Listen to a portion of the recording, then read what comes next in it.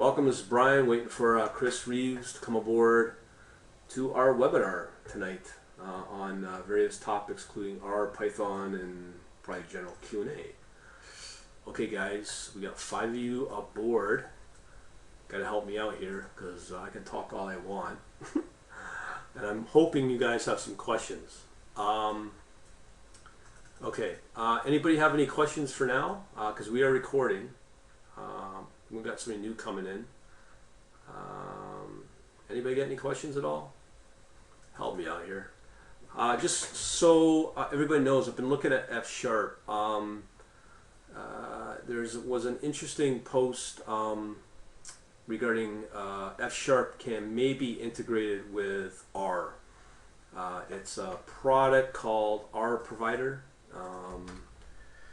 I'll just put this up here. I haven't played with it yet, but it looks kind of cool. Basically what it does, it integrates F# so you can now make calls into R, like using R resources. But I don't know how many bugs there are or whatnot, but this is a big deal from my point of view. So you can use .NET, integrate it with both your .NET code, C#, even Visual C++ with DLLs and so on and so forth. But this may be a decent path to integrate your R code as well, or R scripts. So I find this is a big one. I'll put the link in to the chat box. Okay, so we've got 6 people aboard. Welcome. It's Brian here. Just waiting for Chris to show up. If not, we can do a general powwow of some questions and if concerns you guys might have. Let me ask you out there, how many of you guys are beginners? So I know what kind of audience I'm dealing with. Just type a yes if you're an absolute newbie for quant, automated trading, that sort of thing. We just got somebody coming aboard now. Anybody want to give me an indication of who's new and who's not new at being quant? Okay, so we got Tao. I apologize. T-A-O. Tao? Teo? I apologize, man. I'm really bad with names here. Yeah, okay, Tao. Okay, cool. And I'm just muting people as they come in. Just due to the background noise. So we have 2 new people. Anybody else? How many experienced people are out there in the world of quant automated trading? Anybody with any kind of experience at all?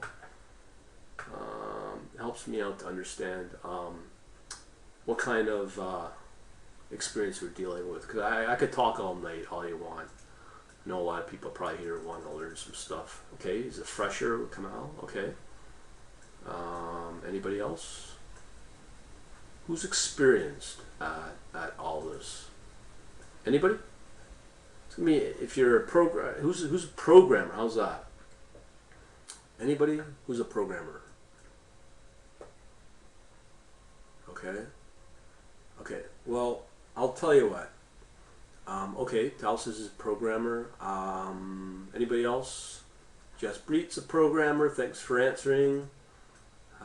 Anybody else? Okay, so usually it's mostly programmers that come in want to learn about quant and all that. How many of you are Windows developers? Actually, let me ask you this. How many are either Mac or Linux? I asked that because I want to see if the majority of you are .NET. Okay, Jazz Breet says he's Linux. Anybody else that's, let's say, non-Windows? Who is non-Windows? We've got Jazz Breet. And when I say non-Windows, we're talking Mac and Linux.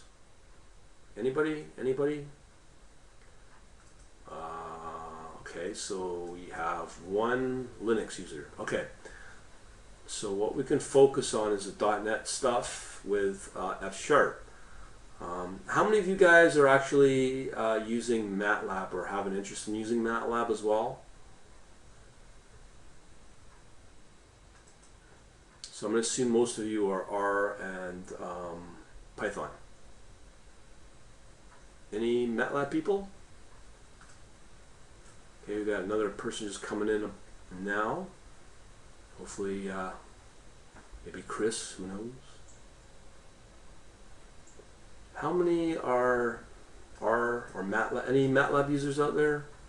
Or are we just completely open source? Okay, David's coming aboard. We're just feeling some people out. Trying to see what kind of audience. I'm going to assume majority of you are open source guys. And Windows by the looks of it.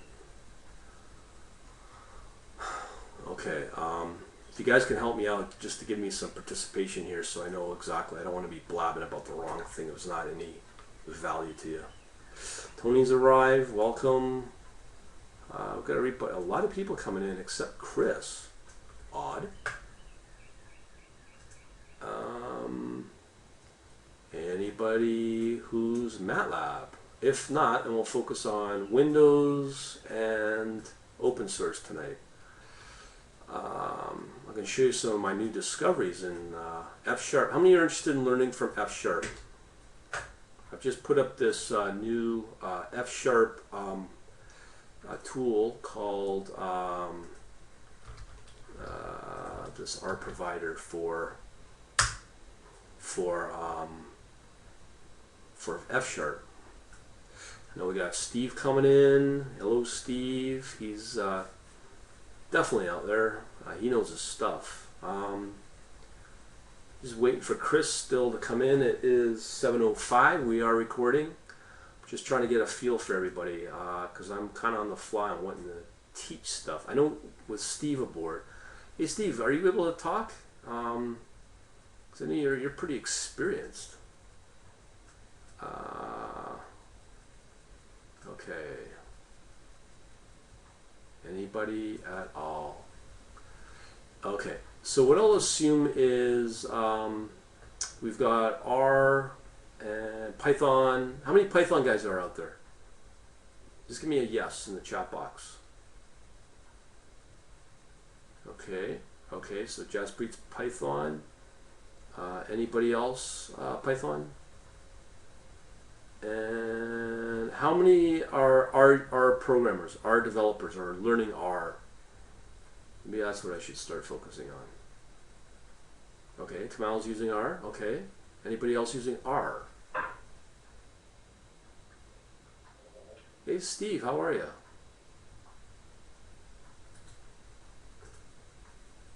Okay, so let's focus on R, something that I know. I'm going to assume most of you are new at all this. I'm just waiting for our presenter, Chris, to come aboard. No sign of him yet, so I'm kind of on the fly trying to figure all this out. Okay, like I've already mentioned this before, if you're fairly new to the world of R, there's this really cool resource called R Bloggers. So if you ever need tutorials, news, that sort of thing, that's something definitely people should look into. Now, let me know if how many are familiar with R Blogger, because like I said, we just did an example on looking for pairs trading. So virtually this seems to be the #1 resource for learning about R and R topics. That's what I've used in the past. It's quite powerful. Also with R, I'm not sure who's new. Maybe this might not be earth-shattering for a lot of people, but there's something called R Studio, which is probably my favorite IDE for setting up R in an R session. And I don't know if that's of any value for anybody, because let me just see if I have it still on my system. Oh, I do. Oh, no. Oh, yeah, I do. Okay, so I do have it. Let me load her up. I can show you some tips and tricks with it.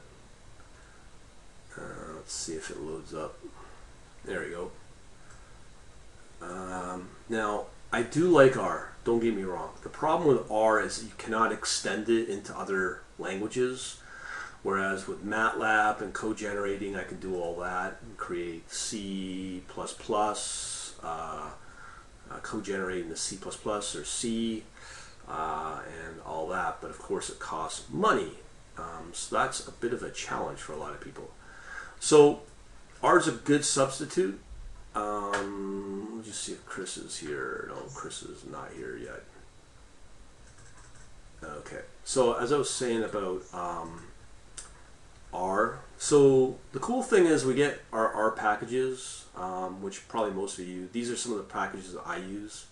I haven't been playing with R in a long time, quite a long time, because I'm using MATLAB instead, because I just find that, as I said, to extend R scripts into something else is kind of challenging. But I haven't looked at R in a long time. Anybody got any questions so far on R? Just let me know via the chat mode, because I don't want to just blab about stuff that, as I said, doesn't really meet any value for people. Anybody? Okay. Now, here's the problem that I have with tools like R. If you're willing to stick in R 2. There is a package for pairs trading for Kamal. Just so people know, Kamal was asking about our pairs trading within R. What came up, if you just follow what was said by Clay, he was mentioning some pretty cool packages. XTS was one of them, Quant Mod, Quant Strat. So if you want to roll back your chat mode, you'll see it. And that sort of thing for pairs trading. Now the problem is, to be honest, with some of the packages, you got to be careful where you choose your R packages, just because the quality is something to be concerned about. If it's something simple, but if you're doing some major estimating and the R package is not of certain quality, that can be a detriment to your results, obviously. Just so people should be aware of that. I call it the cost of open source. But not saying it's bad. It's just things you got to be aware of. So somebody asked about MATLAB and R. Okay, so here's RStudio, right? Now the advantages with R, it's free, it's open source, you got a lot of power. The cons, as I said, are some of the R packages can be a bit of a challenge, like little ones, like maybe this pairs trading one that was already mentioned. The big thing that I've had with R is I just don't find R and Python to be future-proof, meaning if you write a script today in 2.15, let's say, and you try to upgrade and use the latest version of R, like 3.1, whatever it is, your script may break. Why? Because your packages might not be truly up to date as they should be. One package with another may be outdated. You get a lot of compatibility problems, and which will break your scripts. So that's one of the big problems I've found with R, and I've heard the same thing with Python as well. It's another big one, because you have Python 2.6 and Python 3.3, and it seems to be there's like two different worlds within Python between those two major versions. So to answer Tony's question, that's one of the cons. Now I can bring up MATLAB and show you some cool stuff, because we have mostly looks like new people aboard. I can repeat some of the things that I like about MATLAB, but again, it's a commercial product. Anybody get any questions about R before, let's say, I move into something like MATLAB? Because I want to move into something I'm more comfortable with, so I can demo. I'm just waiting for Chris. Hold on. So can I go ask ahead. a question? Yeah, go ahead. So suppose I'm already able or familiar with MATLAB. So if I want to go to Quant, which one should I learn first, like R or Python? Okay, if you were to choose Python versus R, here, this is a good way to answer that question. Hang on here. Just so people know, I heard back from Chris. He's saying he may be able to come aboard. the at 7:30. Just give me a second here. Okay, so to answer your question, the best way to answer this is I don't know if you are familiar with a site called TOB. It's a programming community index. It shows all the languages of popularity. Wrong one. Let me just pull up my right. Okay, because this really answers your question. These are the languages by choice, by popularity. Okay, so here we have Python number 8, F sharp number 13. See this double chevron? So that's indicating it's growing quite fast. And then when you go down here, you'll find R at number 33. R was pretty popular, but it's not as popular as it was maybe a year ago. So to answer your question, if you want community, better documentation probably. Obviously, Python's your better option. If you're okay to move into Windows and .NET, F sharp's pretty exciting to me. And if you want to stick with F sharp, what I just discovered today, just so people understand, is this new, I don't think it's new, but this thing called F sharp R provider, and that seems to potentially be able to allow you to integrate your F sharp code, and then again you can still talk to your .NET code, and then at the same time be able to embed your R scripts as well. So that's something I would probably choose from my perspective. But again, obviously Python is the most popular out there, so it's a tough choice. But if you're starting out, I'd probably go with Python. Does that answer your question, Tony? Oh, yeah, I guess he's still muted. Yes, thank you. Oh, no problem. Okay, no problem. I'm gonna mute you, okay, man? Hang on here. Anybody else got any questions? Just type them up in the chat box. Okay, so it looks like Chris is going to be aboard at 7:30. Just give me a second here. And I'm just typing away. Okay. All right. So now let's get back to Tony's question about MATLAB. Anybody else got any specific questions about R? Anybody? Okay. So what I'm going to do is I'm going to pull up MATLAB. Okay. Now this version of MATLAB has got the whole bells and whistles. This software is not cheap. It's probably with everything can run you 100K.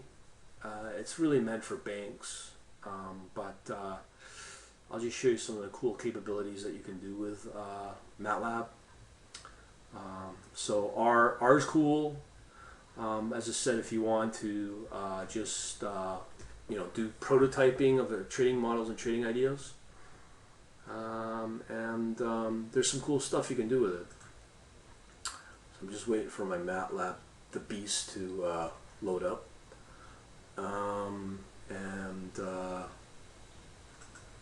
Let me think here if there's anything else I can demo in R. I mean, you guys want to see some scripts run? As I said, I'm doing all this on the fly, waiting for Chris to show up. Okay, so I don't even know what this script does. Actually, oddly enough for you, Kamal, this does do a pair trading script.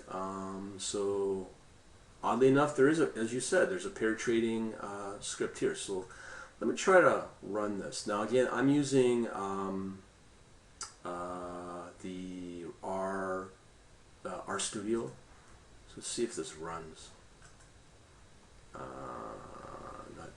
Nope. Just trying to see if we can get something going here. My MATLAB hasn't started yet. Here. I'm just trying to see if this is a new feature that they just put into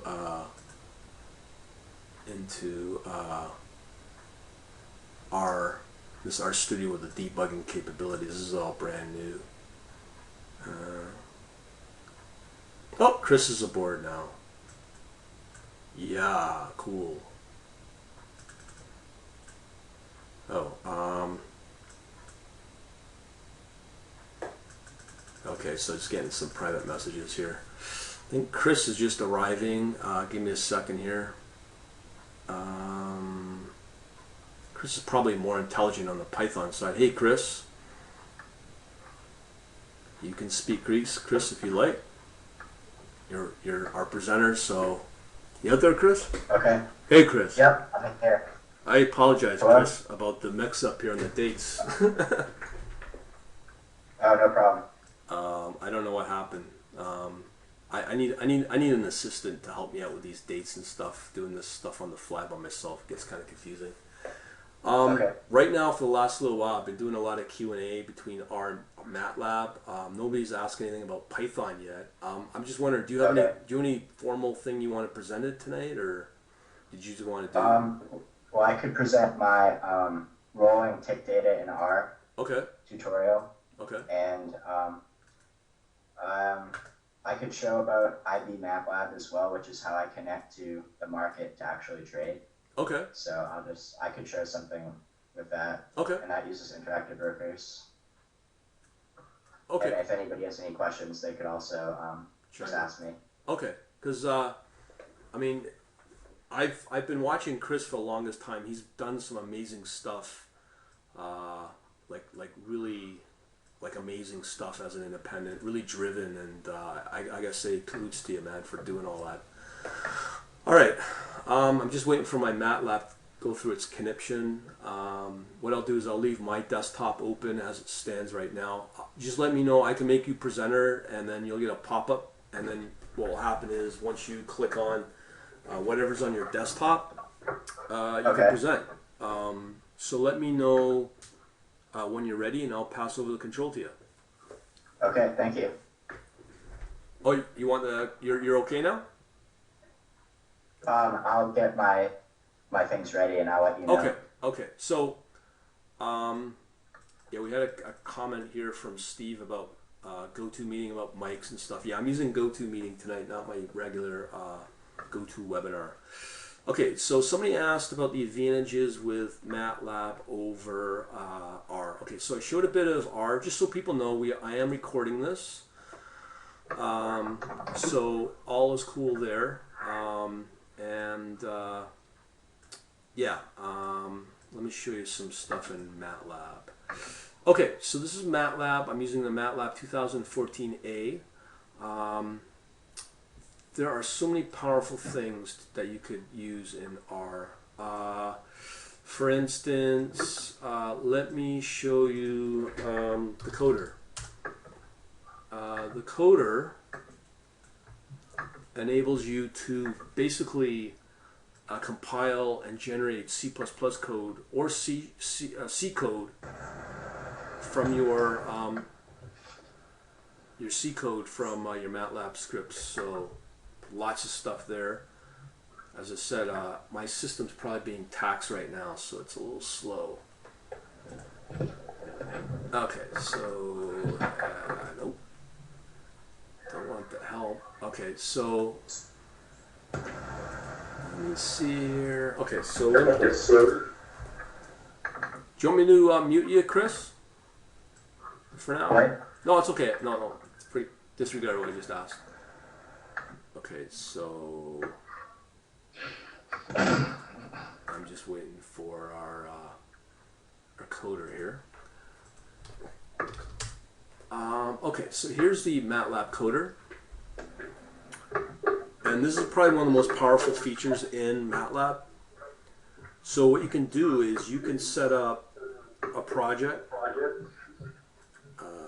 Let's say this guy.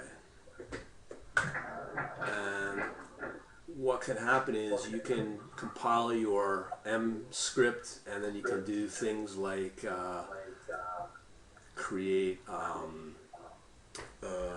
C++ code, Java jar files, all kinds of stuff. It's pretty cool. You can also integrate with a production server, like an Apache server. There's a lot of stuff that you can do in MATLAB. Okay, so we got some more questions here from Steve. R is growing up fast now. Some people know are working with R for applying academic papers for trading strategy prototypes. Well, it's good for real-time trading. It's not really any issue yet. It is important that various tools can be integrated each language for running what the authors of the paper develop with all able to talk to each other. Yeah, Jaspreet, yeah, about the echo, that's Chris in the background. Sorry about that. Yeah, I'm just going to mute Chris for a bit. Okay, nope, it isn't Chris, hang on. It's somebody else. Oh, I know. Sorry, sir. Hello? Yeah, hi, Chris. Hey, how are you? Okay, how are you? Okay, so I'm all ready to go Okay. with the tutorial if you're ready. Okay, so what I'll do is we'll take care of some questions for everybody once we get through Chris's presentation. So Chris, I'm going to make you presenter. Okay. Okay, so you should get a pop-up right now, and then we'll see your screen. Okay. Okay, so whatever. Oh, there we go. Yeah, I can see you. Okay, so right now I just have open RStudio, and I'm going to see if I have the file called preprocess. And so basically what I'm doing is I'm loading into my environment several data sets. So if I go to import data set, here's just the data set that I'm loading, which is apple.ask. It's just tick data. So you have timestamp, date, time, price, and size. And I just load the apple.ask bid and last. Next, what I do is I convert the timestamps because it's in a strange format. And next, I create an XDS object so that I'm able to actually roll the timestamps. So if I just run this,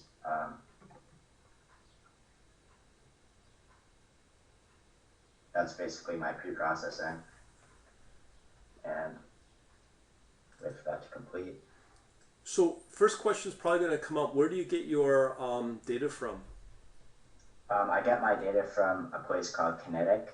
Oh, okay. And it gives you 180 days of tick data for all of the equities because my strategies only transact in equities. Okay. So I basically downloaded all the data for 180 days, so I only have to buy it twice per year. And I have it all stored on another computer, which is actually not with me now, but I have like 400, 500 gigabytes of data on there. And I store those flat files as opposed to using a column-oriented database or just using a regular database because it's too much data for a standard database. Yeah. So what do you use for your data storage? I use IQFeed, and then I use a product called Q Collector, Okay. which basically directly connects into IQFeed, and then Okay. I can generate CSVs from there. Okay. It's really So- powerful. So this is just an example of the bars that are generated. Let me see if I can get the actual. So I'm able to compute. Oh, that's the wrong one. I have a bunch of files open here. So here's just basically an example of creating an EMA using TTR. Let me see what I have.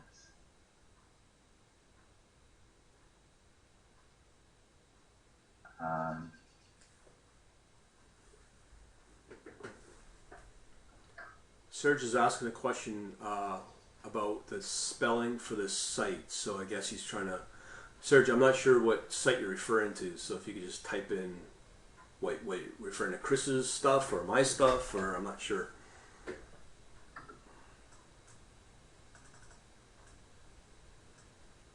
Just waiting on Serge.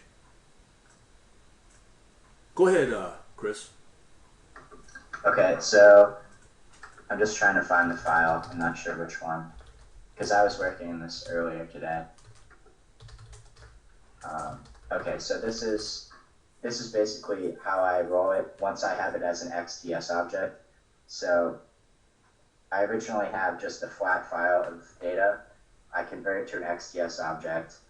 Then using TTR, I'm able to create the underlying indicators of QuantMod, and QuantMod actually gives you a function. So if I type in,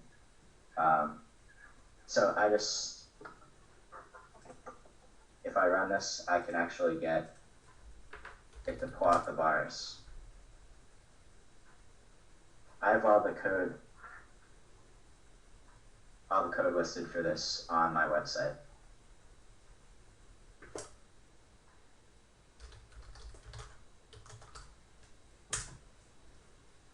Yeah, I'm just still trying to understand. I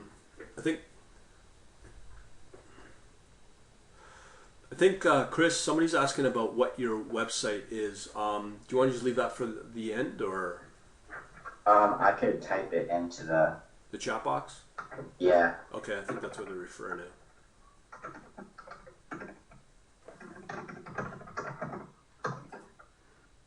Awesome, thanks.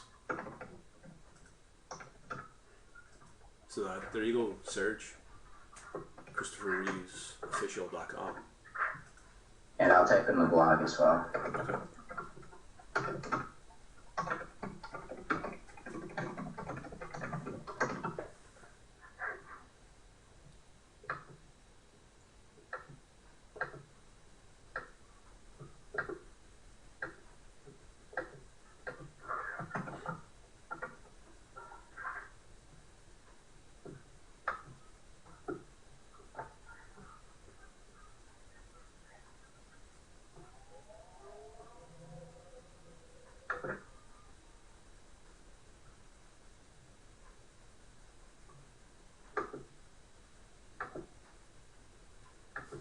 Okay, so does anybody have any questions about rolling bars in general, or?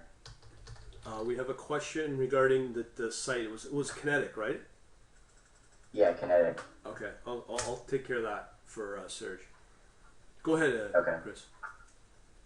All right. So as far as I actually can't log into R and Matlab from my MATLAB here. No problem. Because it's only bound to. I use ID MATLAB to connect my trading to the market, and it's actually bound to the motherboard on my other computer because I only have one license. So on my laptop, I don't have access to it, but that's what I use for my trading. Right. And I'll just give you like an overview of how I want to be able to plot some stuff here. I might restart R and try again. I think there's a problem with R.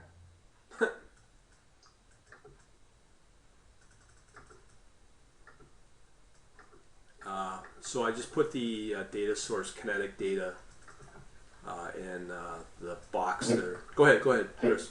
Here's just an example of what the data looks like. It's just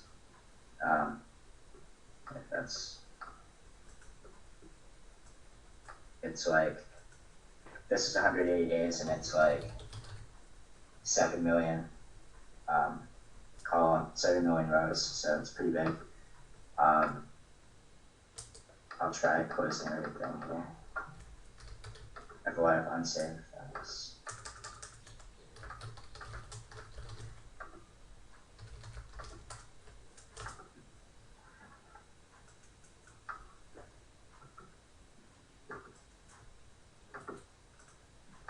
Okay, so I'll just do the tutorial again of R.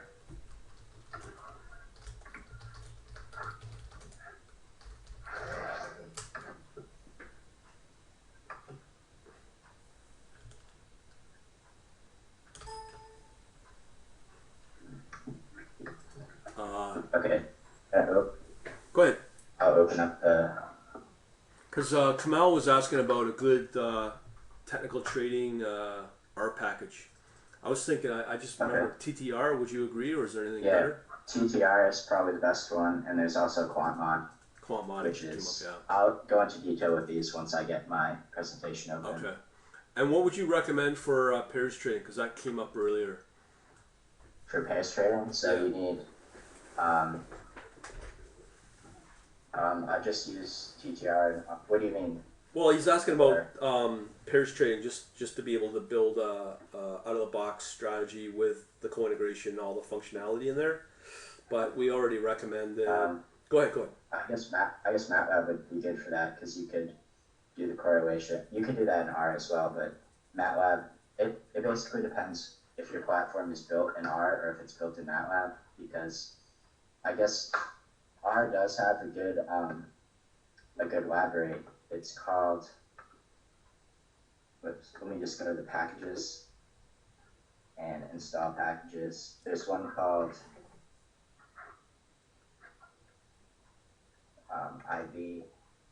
iBrokers, and iBrokers basically allows you to connect R to MATLAB. So I mean R to interactive brokers. Right. So that's a good package. So I use TTR. iBroker. I've never traded. I guess high frequency is another package for R. It's pretty good. TTR is basically my main one for R. So I'll open up my project.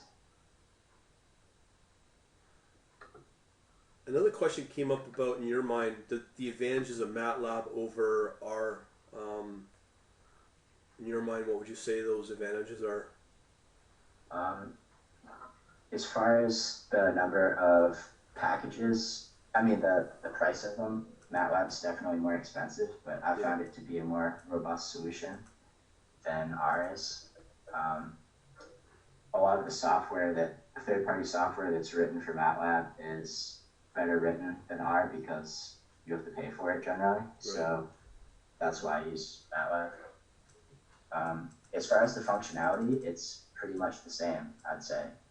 I haven't really found anything in R that anything MATLAB that I can't do in R. I think it was Tony that asked that.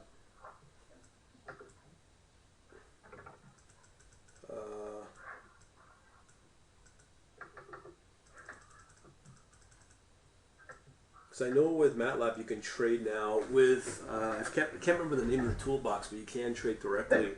The trading toolbox. That's it, yeah. I think I have it on here. I can go to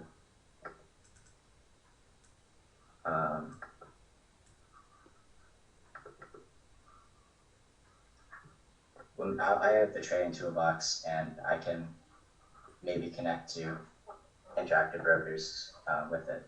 So I'll just get that open. Yeah.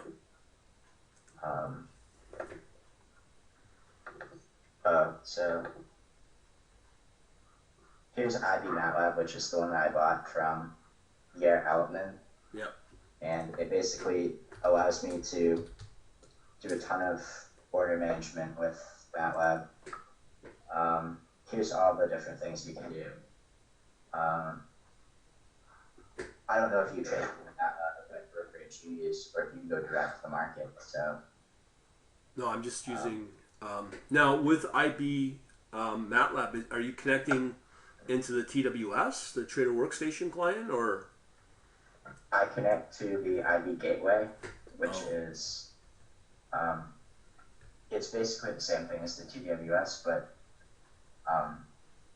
it does use one of the licenses for IB, so you can only have one of your IB licenses active at a time. Right. So if you want to manually place trades, you have to log out of that one and log back into the TWS. Right. Okay. Let me just try to get I forget where I put my R files. I think it's in desktop. Any documents. Oh, here we go. So I'll open up pre-process. And this is the first file I'll be taking a look at in MATLAB. I mean in R.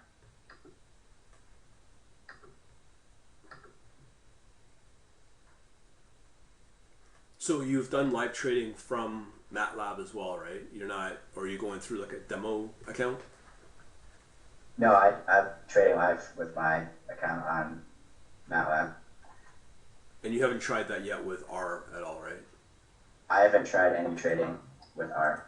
Okay. I've been able to log into the account with Interactive Broker. I mean with R, so I know that the package iBrokers works. Yeah. But I have not traded through it. Is it like, I'm sure there's gonna be a question coming up. Is there a specific reason why you wouldn't do that, or is just would you say you're confident with R and iBrokers for live trading?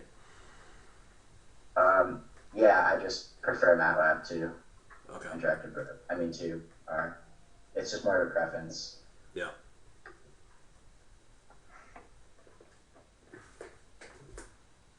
Okay, let me get this open. Sure, we take more questions after a couple demos here. Okay, so I have to clear the environment. Okay, so I'm just going to import my data set. You can actually get the same data source as me. I'll type in the data source.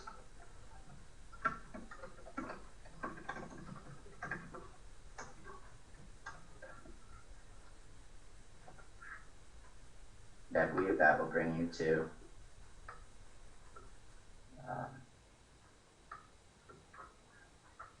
actually that's the wrong link.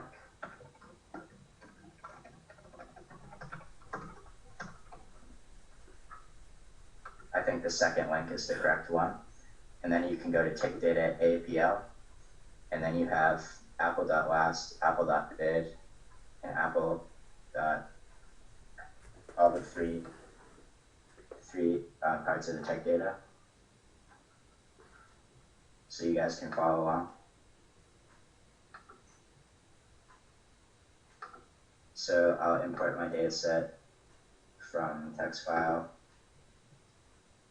Or no, I'll just do it. I'll import from the web URL, so it's the same as everyone else. So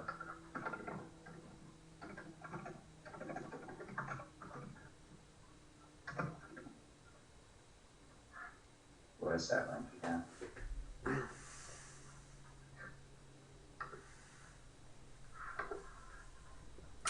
We had another question for beginners, because I'm sure they're overwhelmed on this. Like, to start with R, Python, MATLAB, what would you recommend for them? I would start with Python. Yeah. Probably, if you don't know the basics of programming, probably learn the basics of programming, like loops and like if statements and like dynamic programming, those types of things. And then R and MATLAB are completely different languages from traditional programming languages because they're matrix languages. So they're kind of their own, they're in their own boat as far as programming. I'd probably start working with R because it's free, mainly. You don't have to put up the money to buy MATLAB, or you could buy the student version of MATLAB, which is what I have. And I'm surprised that they allow me to use the trading toolbox with the student version of MATLAB. So I'll import the other ones. Have you hit any kind of limitations with the student version? I heard that you only can have like a few thousand in the time series, or in the matrices and vectors. I haven't really encountered that.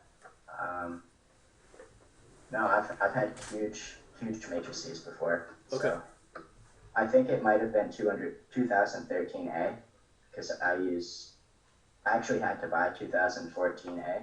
Yeah. Because the size of integers, you couldn't make them, or no, it was the vectors. Your vectors were limited in size in 2013A. Right. In 2014A, you can make them as long as you want. Okay, so they got rid of it then. I upgraded to that. So I'm using the student version of 2014A, mainly just because it's so expensive to buy the full MATLAB.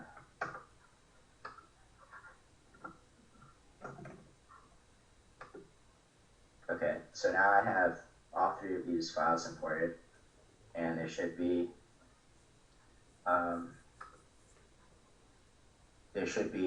261,000 objects of 3 variables in each of them. And this is just a small piece of data. And then I'll go to preprocess.r, and it will actually take these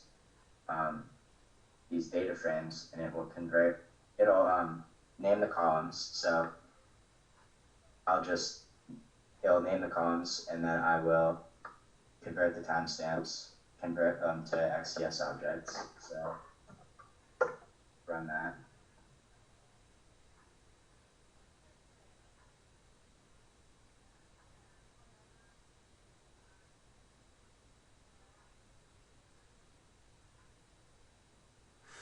Okay. Yeah. So refresh. Okay, so now I have 3 XTS objects, XTS ask, XTS bid, and XTS last. Open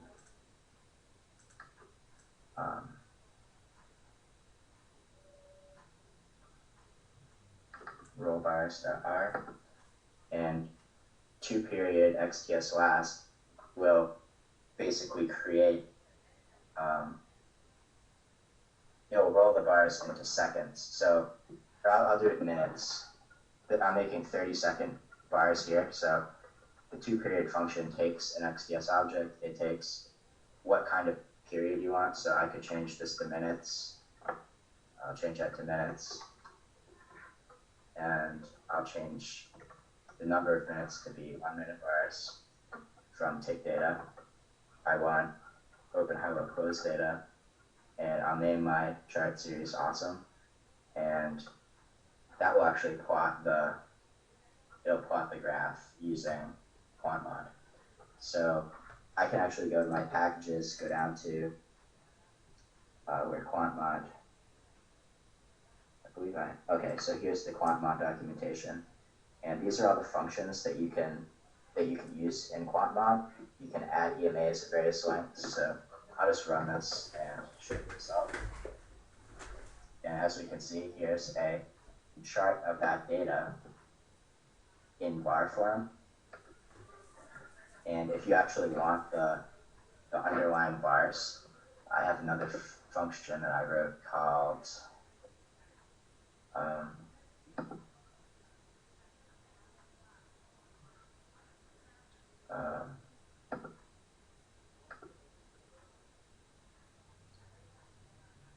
that's not it. I'm going to add an EMA to this.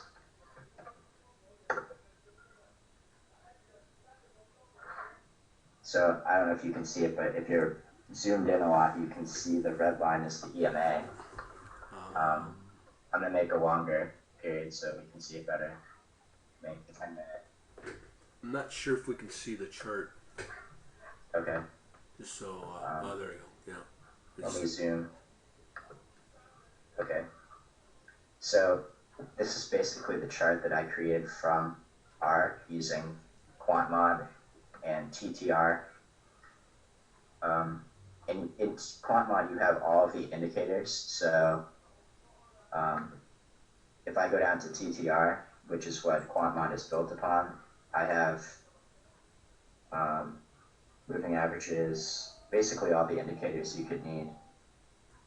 And it's pretty easy to build other indicators built on top of these.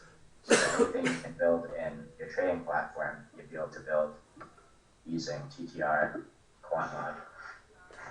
Let me see if I can get the actual data from that. What version of R are you up to? Are you up to like 3.x, or are you still using 2. Let's say 1.5 or anything like that? I'm using version 3.03. Okay. It's called Warm Puppy. I don't know, but it's probably the latest one. Okay. So you haven't run into any compatibility problems or anything? I haven't run into any, but I don't use R for production software, so I'm not sure what that is. I'm not really sure about the compatibility of that. Okay. MATLAB, MATLAB, I haven't run into any issues as far as compatibility. The only problem is if you buy 2013, it does not have the trading toolbox included. So I'll just go to one of the examples for MATLAB. I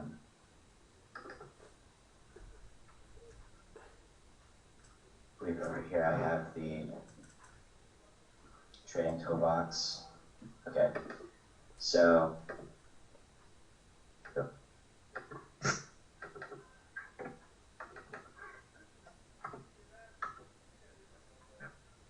my computer's having problems. I'm sure there's some Linux guy saying it's because it's Windows. Yeah, I mean, I run a lot of Visual Studio software as well, so Yeah. I have to use the Windows.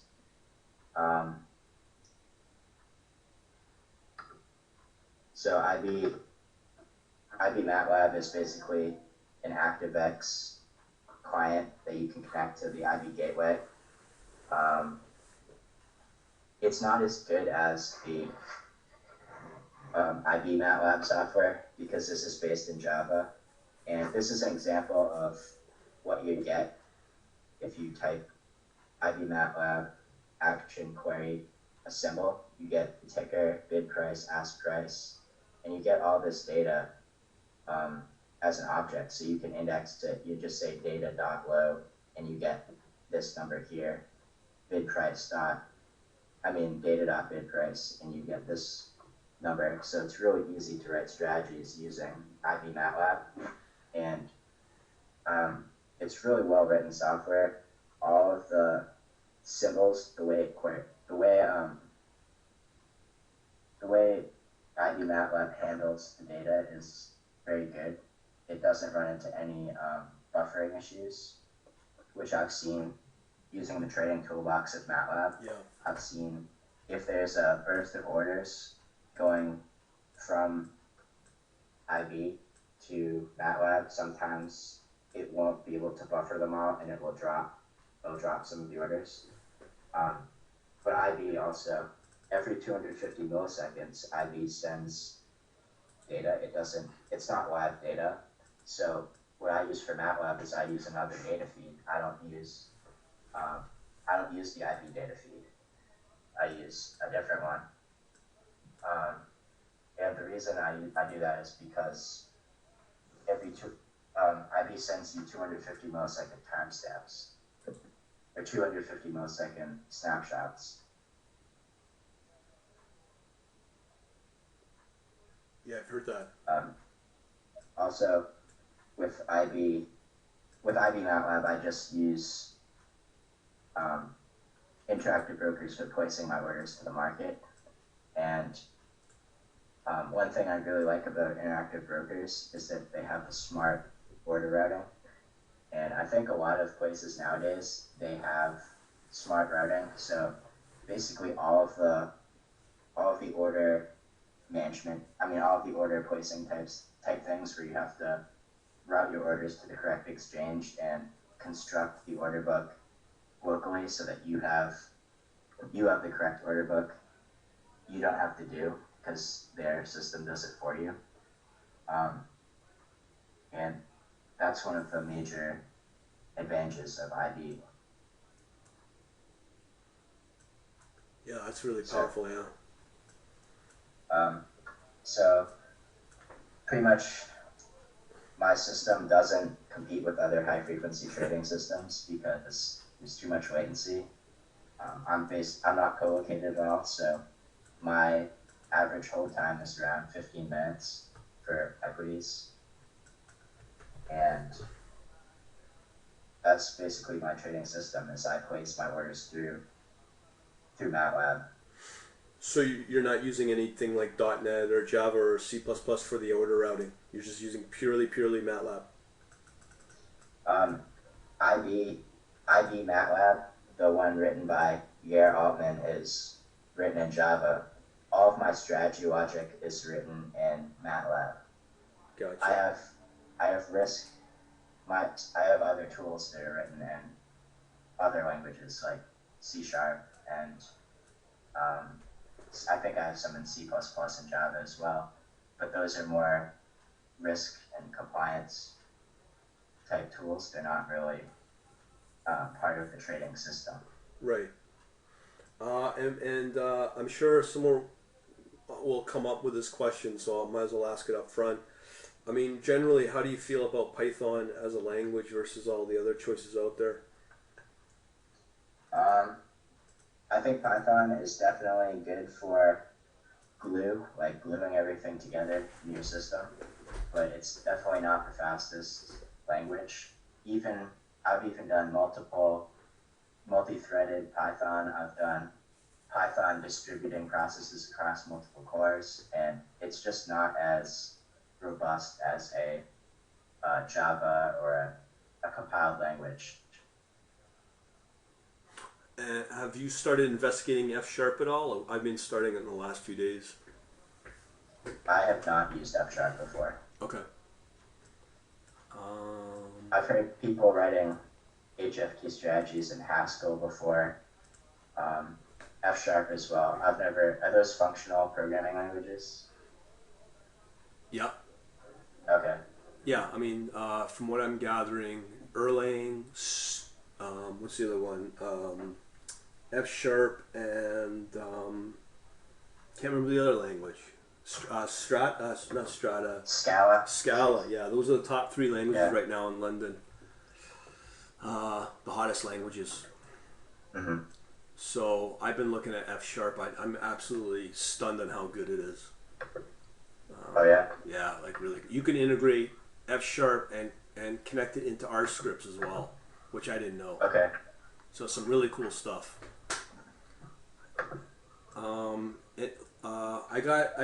I put a question out to one of my guys just recently. He came back with an answer just now.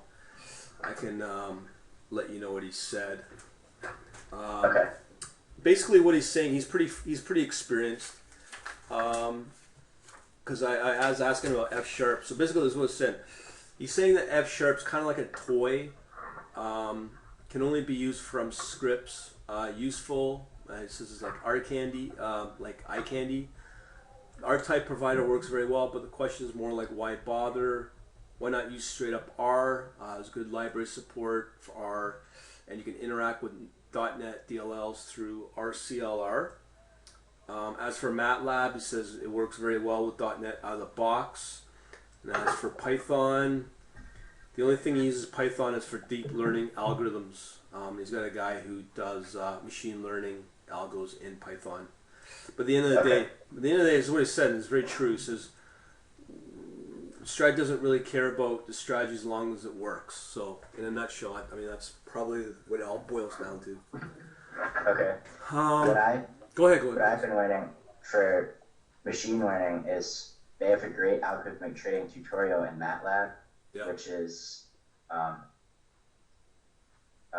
don't know the link to it, but it's on MATLAB's website for documentation. If you type in MATLAB algorithmic trading tutorial, there's one, and you can go through and it shows you how to build a evolutionary learning algorithm. I believe I have some pictures. Is that a webinar they just put up? Yeah, just a webinar. Okay. And it's really good. So this is basically a overview of my trading architecture.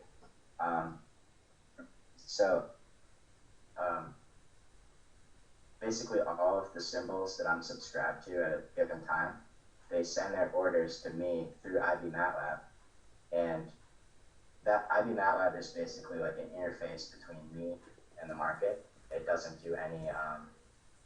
It doesn't really matter what happens there. Inside my strategy, my platform architecture, I have a different buffer for every single security, and basically all the messages buffer up in this buffer, and all of the different functions that are subscribed to those order types will receive the data from those just for those functions. So all of these strategies, they will be fed information when they need the information. So each of these strategies could be subscribed to different indicators. This one could be subscribed to an EMA. This one could be subscribed to just trading halts or something. And the outputs of these are the sell or buy orders for each of the individual strategies. Then I have an order management system which interprets the settled cash, the trading signals, and all the information that's provided by, let me see if I have, okay. Okay, so this is what you use to get your account data. You can get your cash balance, buying power, basically all of the information that your account, that IB knows about your account. So you know how much stock you can buy based on your buying power, or you know how much P&L you've had for the day. You know if your cash is already settled. So this get account data IB Matlab function is really useful compared to the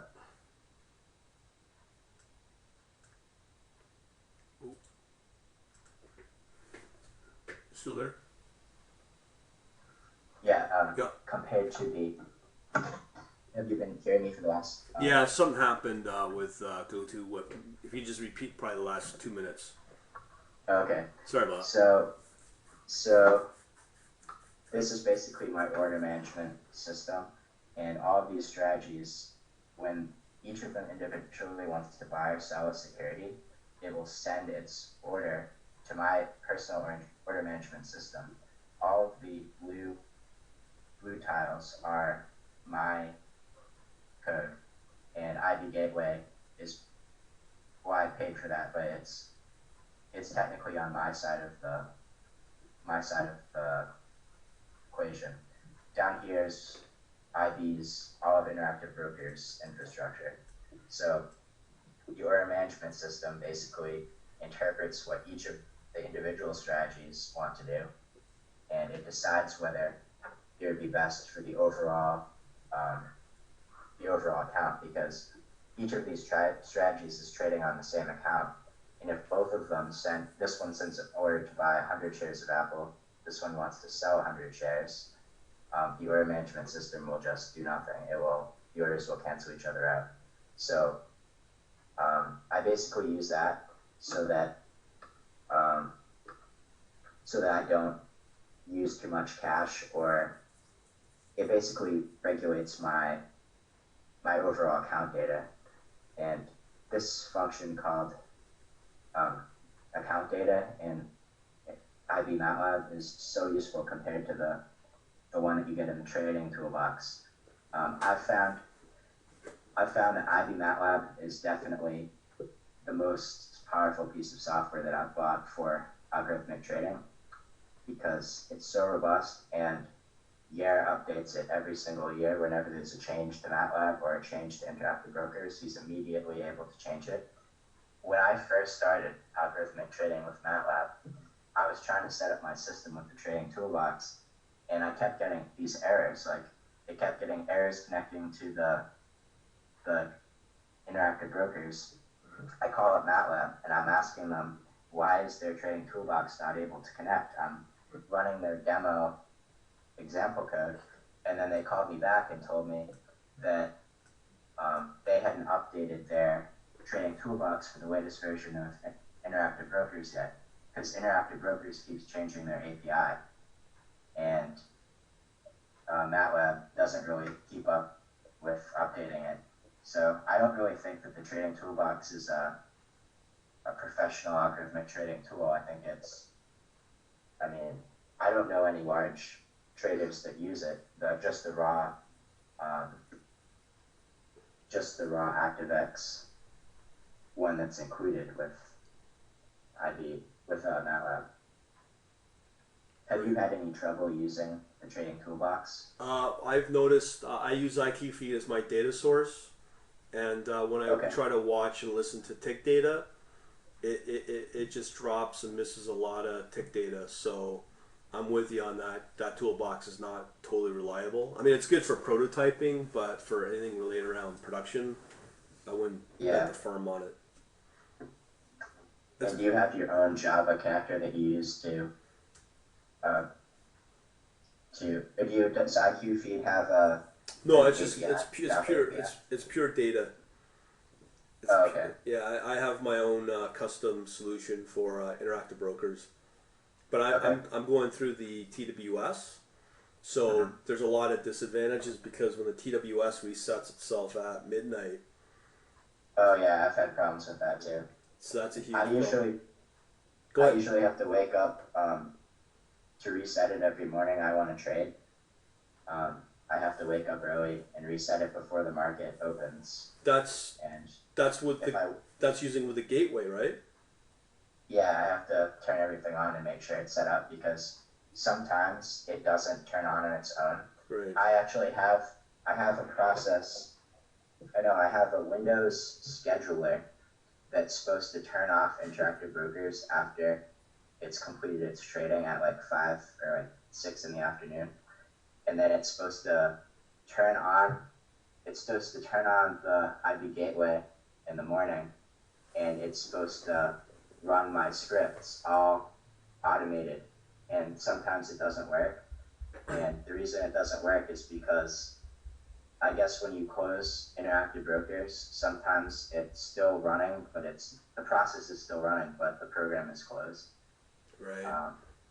So I've had problems with that. So I just manually make sure it's ready to trade. And as you said, you're not running it co-located. You're running it right off your desktop. Yeah, I mean, I have a server in my apartment, but right now because I'm still developing the strategy, I'm only able to have one license of IB Matlab, Right. and it's bound to my desktop. So when I'm ready to go full production and I don't want to make any more changes to the software, I'll put it over on the server, and it should be more robust. Interesting. Why don't we open it up for a bunch of questions, Chris? Okay, great. Because we've got 14 people online. It's pretty good showing for tonight. So if you guys got any questions, shoot away for Chris. Anybody, just trip them up in the chat mode, and I'll repeat them because we're recording this, Chris. And so Okay. just so people that are watching, maybe on YouTube or whatever, know what the questions are. Who's got questions? I mean, I could ask you a billion questions myself. Okay. Anybody? We got Chris here. He knows his stuff. Everyone's been shy tonight. We got 14 people, not one question. Oh, one question came in from Serge. What is the risk reward factors on your trades, Chris? That's from Serge. I actually have to be more conservative than other algorithmic traders because I don't have as much money and because my infrastructure isn't as fast. So I actually have to have a higher winning percentage on my trades, around 70%, as opposed to the highest frequency people who can be 53% of their winning trades are winners. So I have to be very conservative, and my strategies are extremely conservative in terms of risk. And how many trades would you say you see yourself doing once you go into full production?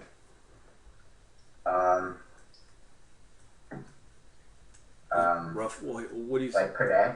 Yeah. Daily? Yeah. Definitely not. Be 5 to 10. Probably less than 1,000 a day, I'd say. Huh. That's quite a lot. 1,000 trades a day. Wow. So, I mean, my average hold time is 15 minutes for what my strategy does now is around 15 minutes. So, ideally, I transact in every security. And interactive brokers, you have to buy a booster pack that gives you more. Um, Actually, no, I don't need to buy the booster pack because I'm not getting my data from them. I'm just placing my orders. So I ideally I'd transact in around 1,000 symbols, the most liquid symbols. Yeah. Okay. So you say your asset basket is pretty well everything, like everything forex, options, futures, equity. Only equities. I haven't transacted in Okay. futures or options. Serge has got another question. Risk reward as a percentage of trade versus the portfolio. Yeah. Trade. So on one trade, I'm willing to risk less than 1% of that trade's value as a fraction of the portfolio. Like less than a percent, like less than a tenth of a percent. There's really not much risk in every single one of the trades. It's very low amount. I mean, on a $10 trade, I'd be looking to make like 30 cents or like 20 cents. Anybody else got any questions? I don't know if you've come across with the U.S. equities with a pattern day trading limitation. Yes, I have. How do you get around that? Have, Go ahead. well, I mean, you have to keep your account well funded, and you have to. I believe that's it. That's all. You have to have a margin account and keep it well funded, and there really isn't a way to get around it. Right.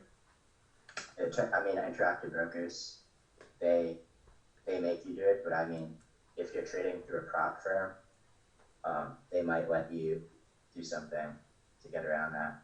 But like I'm sure if you go to a proprietary trading firm and you route your orders through them, they will allow you to have a lower account size. So is your account over what's the limit? 20 or 25,000, or is that your solution, or it's 25,000. So you're over that now. So you've kind of gotten around that. Okay. There's no way to get around it. So there's no recommendations you can suggest for people that are going to be less than whatever it is, 25,000. I mean, I don't recommend trading unless your cash can settle immediately. I mean, I don't like to worry about not having enough settled cash. I like it to immediately settle and be ready to use again, because in algorithmic trading you have to turn over your capital quickly. And have you? I was going to ask you. Let me see if anybody else got any questions. I'll probably come up with another question for you around that. Who's got another question? Oh yes, I have a quick question. Yeah, go ahead. Okay. Why are you choosing MATLAB, not R? Because R is free, as you mentioned before. Is R slower than MATLAB, or R is more difficult to set up your IP kind of things for trading? It's mainly because MATLAB gives me a better interface with interactive brokers. I'm sure I could do the same thing in R, and MATLAB is what I'm used to for doing math, writing. I'm used to doing math in MATLAB, so it's just easier for me to write my strategies in MATLAB as opposed to R. I mean, it's more of a preference thing. So MATLAB is definitely extremely expensive if you want to run a MATLAB server cluster, or if you want to use MATLAB Coder, like Brian was saying. Those are pretty expensive enterprise tools, and they're really valuable tools. I don't think there's something for R that lets you convert your R code to C++. No. That's probably the most desirable tool in in MATLAB that I have. So what about other quant companies? Are they using MATLAB or are they using R? I think most of them use MATLAB. I don't know why. I think it's more of a preference thing. Some of them use R, some of them use MATLAB. Yeah, I know most banks are using MATLAB. it's a standard, and R is kind of like the open source, and anything in the enterprise open source is kind of looked upon because, well, if there's a problem, who do they go after legally? I don't know. Also, I think MATLAB, you get better support. I mean, you can call them up on the phone if you have a problem. Whereas R, I'm not sure who you call. The university teacher down the line. You got any more questions, Tony? No, thanks. Okay. Yeah, we just got some more questions coming in. I think Serge asked another question. Did you get that? Yeah, I see it. Okay. So, what is the range of average daily returns over the last 30 days? Min max, what is the largest drawdown as a percentage of the portfolio? How long did it last, and how often does it occur? I haven't traded in the past week because I'm on my vacation, but previously, so my min and max drawdown, I think the most drawdown I have is around 1%. I have a pretty low drawdown, mainly because my trades don't have much risk to them. What is the range of average daily returns? And for daily returns, usually less than 1%. It's a very conservative strategy. I remember what I was going to ask you, Chris. So you're not trading on margin. You're 1-to-1, right? I have margin, but I don't use it usually. Okay. You have to have a margin account to get around the pattern day trading thing. So your cash is able to settle. Anybody else got any questions at all? Just so everyone knows they're all muted, I guess. Oh, actually, what is the largest open down? I think it was because of a trading halt. My strategy wasn't ready for a trading halt in the security, so it bought a bunch of stock when it wasn't supposed to, and that was my biggest losing day. And it was down about 1%. So it's within the risk tolerance, but it's still that's the reason for most losing days is some kind of trading error. So your risk management's done in MATLAB as well, or is it? It's done in Visual Studio, C#, and I have a Java one as well. So how do those are based? Go ahead. Those aren't live. They create summary statistics every few minutes or so, just showing me the C# one is pretty well live. It updates every 250 milliseconds, and it'll show me how my portfolio is allocated, like what stocks are taking up the most of the profit and which ones are creating most of the loss. So it basically shows how the capital is allocated. It's like a visual risk analytics tool. And how do you take care of all the communication between the MATLAB and the .NET and the Java? Are you using some kind of queuing system? I use just ActiveX to communicate between it. Okay. I mean, also all of my trades and everything that happens basically is sent to a database. I have, let me see if I have it. Static cat. I'll see if I can log in and get. Okay, it's not a big deal. I forget the IP address of the server, but. Oh, don't worry about it. I was just curious on your messaging. Well, I have a database that has every single trade that's ever placed, every single trading idea that's ever generated. It's all stored. I mean, I think it's really important that you store all of that stuff so that you can go back and look what happened if you ever have an error. If you ever have a bad day, you can go and look back at it after the day is ended and see where your strategy went wrong. And if you have a really good day, you can go back and see what kinds of things you did that day that did well. So documenting your performance is just as important as building the strategy.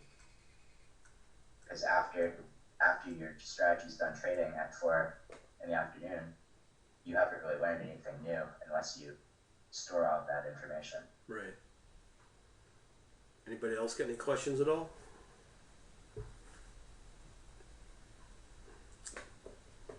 Come on, guys and girls. We got Chris here. Who's got questions? Don't be shy.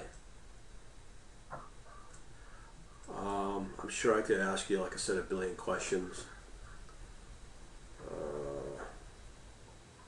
Who's got a question? Oh, Sir just came up with a one. I use only technical analysis. I don't use any fundamental data. I just look at the technicals, and I usually just look at derivatives of the price. So, like a MACD is just moving averages crossover with the smoothing coefficient, moving averages, Bollinger Bands. Basically, all of my trading is done on derivatives of price. And I also do the indicators based on the bid and ask as well. So if you think about a moving average, a normal moving average, how it's based on the last price or where the stock printed at, I also do moving averages based on the bid and based on the ask. And when I say the bid and ask, I mean the national best bid and ask. So, is there any particular reason why you avoid like using quantitative? Is it just is it too advanced for you, or you're just too risk averse with that?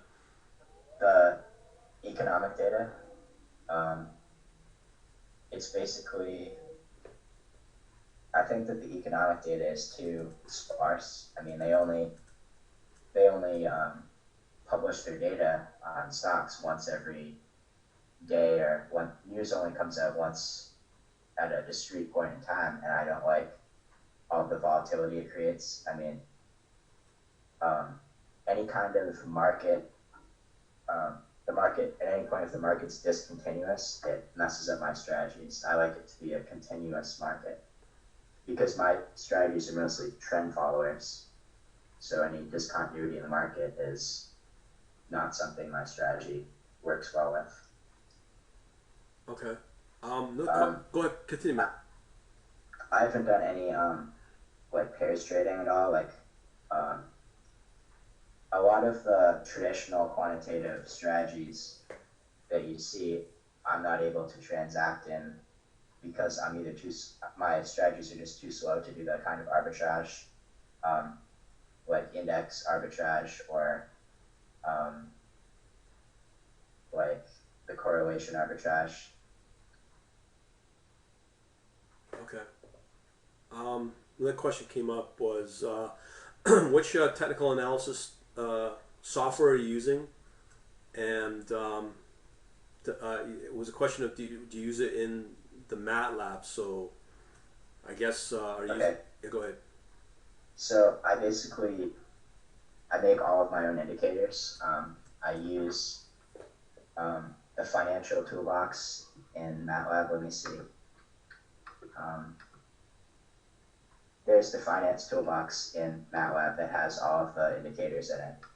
And I also build some of my own indicators. So I don't use a third-party thing to generate my indicators because I don't use that many actually. I just use volatility indicators. I use moving averages, things like that. So I basically build all of my own custom ones. Sounds good. I don't know if you've seen Serge's comment about doesn't only matters if you make money, so don't worry. Very true. All right. Who's got any other questions at all? Oh, David just came up with a question. If you can see that. It's machine learning part of my system. Absolutely. When I'm generating my strategies, I do a lot of back testing on the data, and I use machine learning algorithms, specifically evolutionary learning, to determine my strategy. And that's detailed more. I follow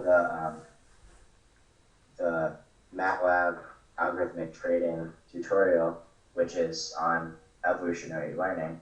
I use that same technique for building my strategy, but I use more indicators. They just use I think one EMA crossover and the Williams percent R or Yeah, something. yeah, the RSI And as well.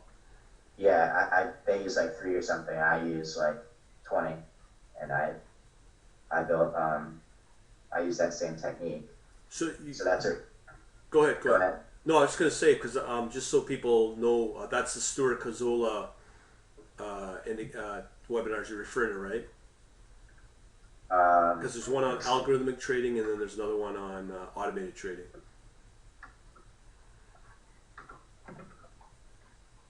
Because I'm sure people want it. I think that's the one. This one. Yeah, yeah, Stuart I don't, Cazzola. it says, where's the guy's name? Yeah, just scroll up. Um, You'll see it right in there. Right in the screen oh, there. Stuart Cazzola. Yeah, it's the same one. That's a standard for a lot of people. Yeah. I think a lot of people use that same technique. Yeah. And I'll show you another,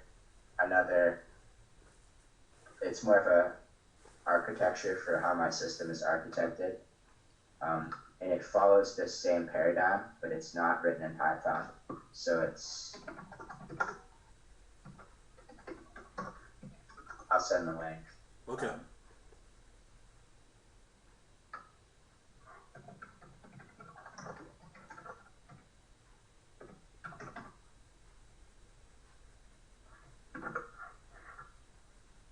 So you're essentially using genetic algorithms as a combination of, as you said, among 30 indicators at once, right?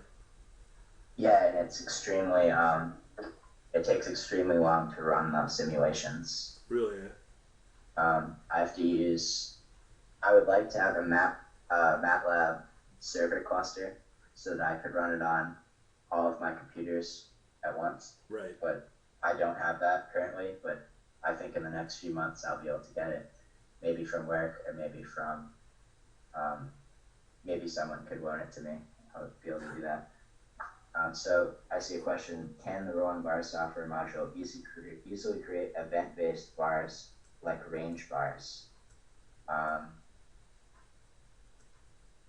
Well, you can select what date range you want to run it on, and when I do all of my trading, I will, maybe I'm misinterpreting the question, but what I do is when I backtest, I only select the session between 9:30 and 4. So I'm only running my indicators on the continuous session because I don't care what happens overnight because I'm not holding stock overnight. So did I answer your question, Steve? I'm sure I'll come back with a response. Okay.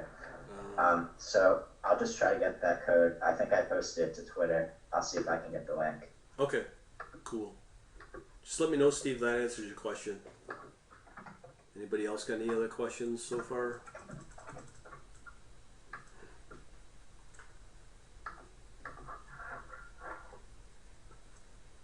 When did you start building the system? Like how long were we talking? This current system I started building in the fall of last year. Okay. And you're only working on one trading strategy right now, right? I have 4 different trading strategies that I'm currently working on. Oh wow. And one of them there's only one of them that I've tested trading. There's only one of them. Okay, so here's the link to that architecture that I modeled back when I had a C++ system. Back in the fall, I used to have a C++ trading system. And the reason I abandoned it is because I don't have a co-location and because it's just easier to do things in MATLAB. I found that the time it would take me to write something in C++, it would take 10 times longer than in MATLAB. So this was the original trading strategy that the original platform that I based all of my message handling and everything off of. But I implemented this in C++, but I think this is a really good overview of how you're supposed to pass messages and stuff for algo trading. So they have each of these events will fire and it will transmit the information to the strategy that requested it. So this uses single sender, single receiver queues, which are what you have to use when you are writing low latency systems to avoid locks, like locks in your software. And my current system doesn't really care about being lock free because I'm not co-located, so all of the latency dependency stuff I don't have to worry about as much. Another question just came in. That's why I like trading on a longer time frame, is because I don't have to worry about being so latency dependent. The range bars are constructed having equal range intraday so that the defined event is a completion of a small range m ticks. Close on tick past that. Oh, you mean like a trading range? So like 2 bars, and if it goes above that, it's. I don't really implement anything like that. The closest thing that I look at it, I actually calculate volatility similar to that. I look at how much the stock changes in a given time period, and the way most people calculate the volatility is they use the daily change, like average daily change. But I also compute the average minutely change and things like that to show how much the stock changes intraday. And I found that most securities that are liquid have about the same volatility, like intraday trading volatility. Another one just came out. Many platforms use range as an event as well as certain time interval. I use time. I mean, my system isn't really time dependent. It doesn't. I try to be event driven as much as I can and not dependent on time. So I also do all of my indicators based on volume as well. So I roll my bars as volume weighted average price, and I do volume bars as well. So what's really interesting is when you see that weighting things by volume and weighting things by time are disparate. Sometimes you can see sometimes that's interesting to look at.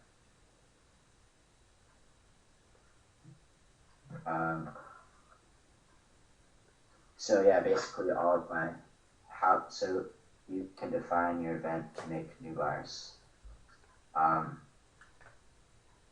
Yeah, I mean, if you're doing volume bars, basically the start of your bar, you just say that's 0, and then you count how much stock was traded, and say you have 1,000 volume bars. That's like how much the stock moved during the next 1,000 shares were traded. So it's basically a way to show the momentum. You can see how much stock people are trading. So during the overnight session, if you weight things by time, it seems like the stock is going crazy. But if you weight things by volume, you can see that only small lots of stock are being traded, even though there's a lot of change in the price.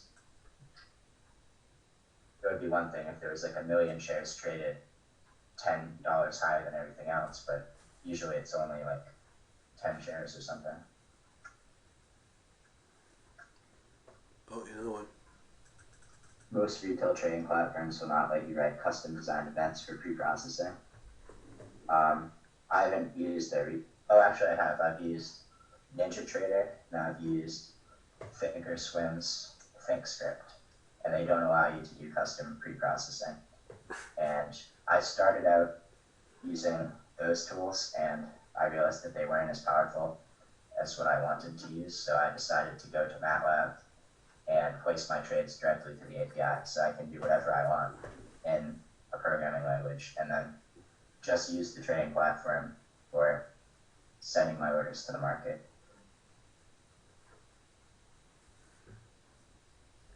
So that's the power of MATLAB and R for algorithmic trading. Totally agree there. Anybody else got any questions? Do you use momentum indicators for events in some securities? Yes. I use the MACD, and I use things similar to the MACD where there's several things crossing over. There's several signals crossing, and there's a smoothing coefficient. And basically, when I have my strategy, each individual indicator will fire a buy or sell signal, and when a certain subset of them fires a buy signal, that will indicate a global buy signal, and then the whole strategy will send that order to the order management system. And that the order management system is also written in MATLAB. We just got a comment from Serge. He says this is awesome. Just want to let you know. Okay, thank you. Yeah, thanks, Serge. Anybody else got any questions? Come on, guys. Gals? I think we're only guys online. I'm not sure. So also, go ahead. Also, I do tutorials on Python, and I've never used it as a trading platform, but this Ryan Day, I guess, he wrote that a fixed parser for Python. So I guess people are using Python as a pretty low latency system, because I don't know of anybody who has as much latency as I do who parses fix directly. So Ryan Day must be he must have a co-located server if he's using Python to parse the messages. But and also, when I had my C++ system, I used Boost, the Boost library for C++, for most of the computations. Well, how come you weren't using any of the open source solutions like QuickFix or ones that we've been tracking, like Fix8? The open source fix parsers? Yeah, or just the APIs themselves, like QuickFix, let's say. I wasn't co-located, so it wasn't advantageous for me to parse fix directly. Right. I just used the APIs for the brokerages. Just for execution. Yeah, I just use I don't even use the data feeds from IB. I use the kinetic data feed. Oh, that's for real time, right? Yep. Okay. That's for my real-time feed. And then I just place orders to IB. Now, the other question is how much... I've never used Kinetic. Is it fairly expensive, or...? It's $50 a month. And that's just for U.S. equities? Yeah, that's for U.S. equities. That's pretty cheap. IB, I think it's 10. It depends what the product you want. If you want full depth of book, it's more money. Right. So you can see every single bid and ask. And,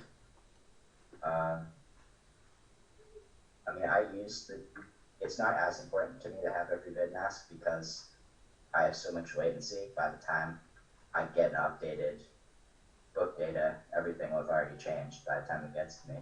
So it doesn't, I think top of the book is good enough. Do you use order flow info, volume profiles, ECT? I don't know what you mean by order flow info, volume profiles. I do look at the volume. That's how I determine when there's momentum in the stock and when it's advantageous to buy, because I look at a lot of technical indicators that that's how I confirm that my technical indicator is correct. Like if I see a EMA crossover and I see a spike in volume during that bar, I will just assume that that's a confirmed signal. And if I use volume basically to validate my trading decisions, because if other people are jumping on board, I'll also jump up on board, because people vote with their executions. So if you see a lot of executions, you know that something is for real. And are you using that as also as for exit as well? For exit, yes, I use, if volume is drying up, I will know that a trend is over. So that's when you exit. Okay. I mean, I have different signals for exiting and entering a trade. It's not like I enter a trade and as soon as it reaches a certain plateau, I exit. It won't exit until there's a sell signal. Gotcha. Who else got any questions? Coming up to 8:45. I'm not sure how long you can stay on, Chris. Yeah, I have nothing else tonight. Sorry about doing that to you, though. It's alright. Anybody else got any questions for Chris? Like I said, I can keep you on all night. Yeah, this is great. I mean, if I also like to know about your strategies and your operations. So. Pretty different from probably what you're doing. I'm looking at everything from a high broad scale. I'm not getting knee deep in actual, like going. I mean, I'm covering end to end, but I'm not. It's a long story, but I can definitely do a one-on-one with you. Okay. Serge said you're a pro. Thank you. I definitely concur.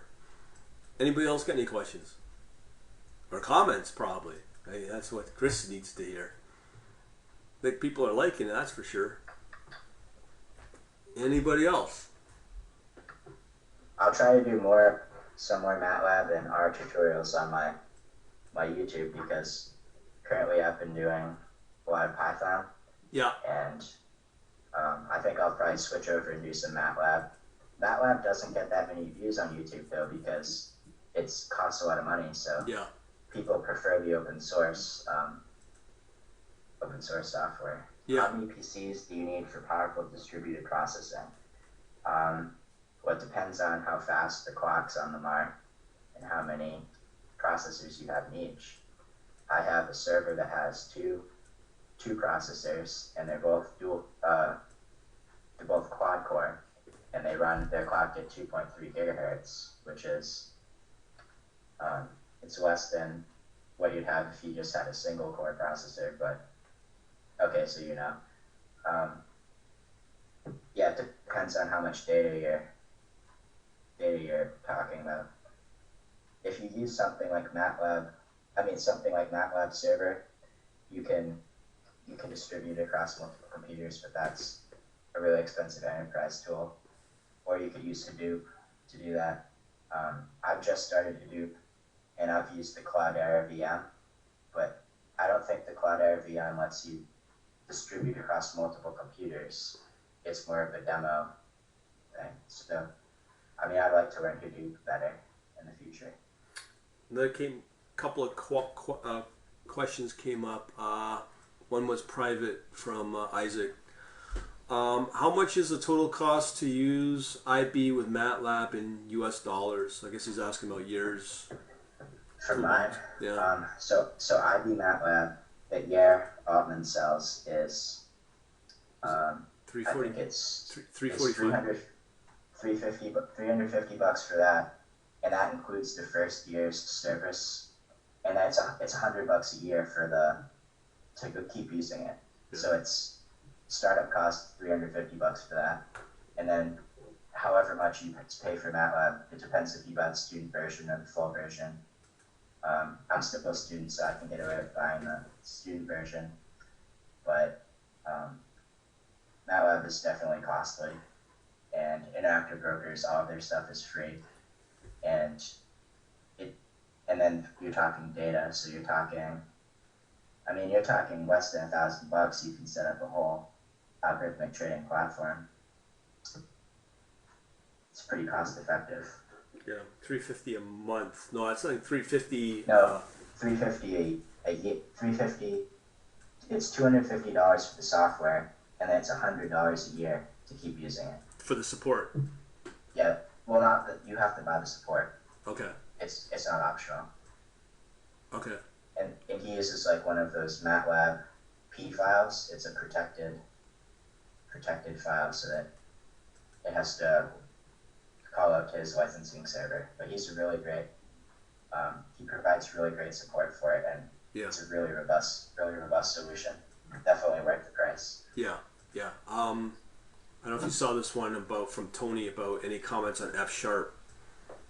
I haven't used F sharp before. I've used C sharp, and I like that, but I'm pretty sure F sharp, I haven't used it at all. Just so you know, if you go to my blog, I've got a bunch of postings on F sharp. Okay. Just so people know, I'm really liking F sharp. It's because it's so tightly integrated with .NET. Yeah. Have you had any problems? Do you need the .NET framework to use it? I don't think so. It can't be a standalone, but that's one of the beauties of F sharp is that it makes it a mature language because now you have access into the .NET framework, right? Yeah. That's the one thing I love about it. I mean, there's just so many charting options and so many libraries for algorithm. I was really impressed with it. I'll have to take a look at it. It's really like when I worked with Microsoft with the Python, they have the toolbox Iron Python. It's not 100% compatible. But then on the other the other question is, that's why you want to use F sharp because it's so tightly integrated with it.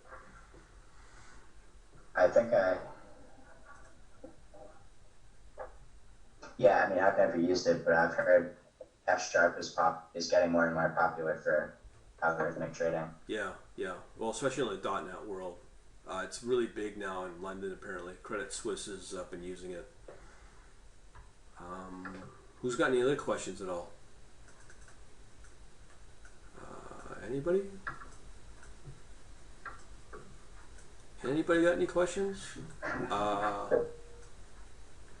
Not seeing anything new. Who's got questions? Come on, don't be shy. How many people are there? We were up to 14. Now we're down to 12. So it's not it's not Okay. bad for two. Good. Oh, okay. Tony says TY. I was trying to figure out what TY stands for. No, now I got it. Thank you. Thank you. Yeah. I'm just THX. It's what I used to. I was afraid I was going to get locked out of the presentation. Oh no. Yeah. You can always get back in. Mm-hmm. Oh, you mean on the numbers? Yeah. No, I wasn't sure on it. I mean, I looked at it. It was about 20. It was close to 20, I think. That I'm pretty surprised it's this high actually, which is good. Anybody else got any questions at all? Come on, guys. Any questions? If not, we can just wrap her up. Okay. Oh, I can show you. Go ahead. I can show you I don't know if I have it here.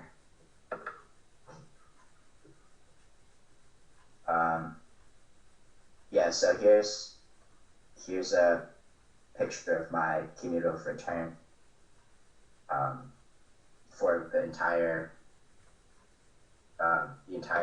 life of the trading strategy. Just so you know, like it's pretty. You have to zoom out, or sorry, zoom in because it's still too big.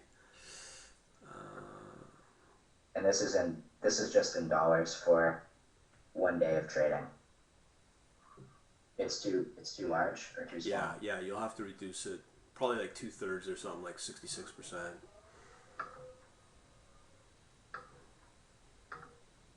We're getting there. Yeah, we're getting some comments. They can only see top of the screen. This should that should do it. 33%. Yeah, maybe. My screen is only He just wants, as he said, just to scroll up. my screen is like larger. It's like a higher resolution screen than Okay. usual, so that's probably. Is this good? Getting there. Just got to scroll down a little more. That little farther. Nope. Down. I think Is there anything? So we've got the first rectangle.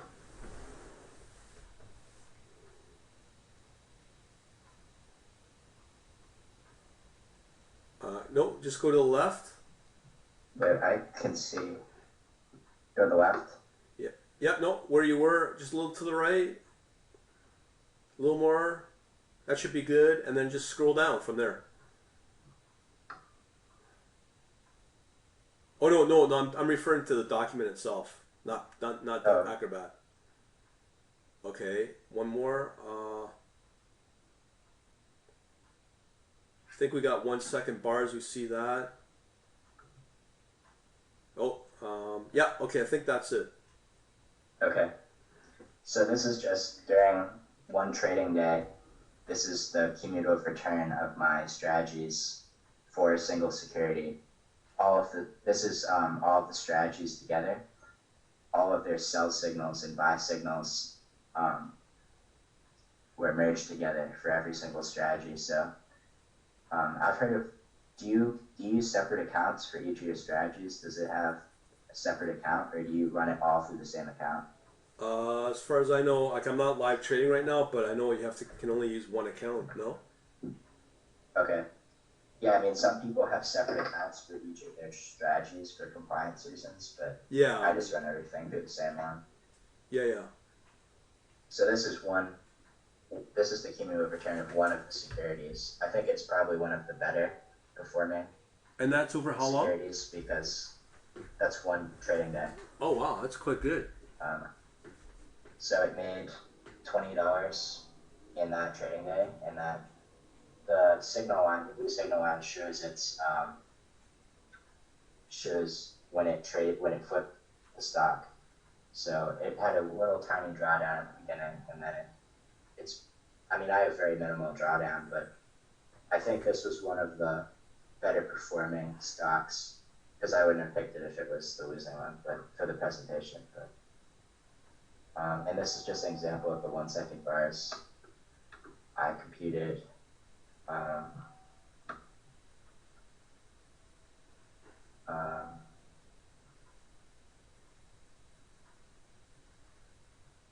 Okay.